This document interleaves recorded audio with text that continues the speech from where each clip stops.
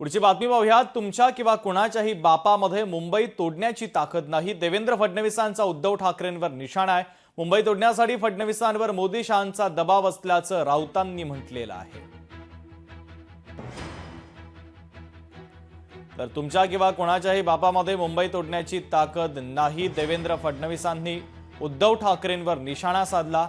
मुंबई तोडण्यासाठी फडणवीसांवर मोदी शहांचा दबाव आहे असं राऊतांनी म्हटलेलं आहे।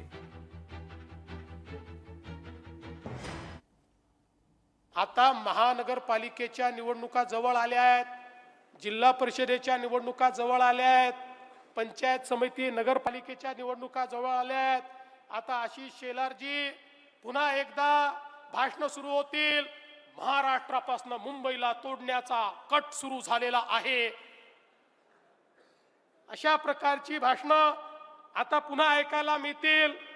मी त्यांना सांगू इच्छितो, तुमच्या मध्येही ताकद नाही आणि कोणाच्या बापातही ताकद नाही की मुंबईला महाराष्ट्रापासून वेगळं करतील।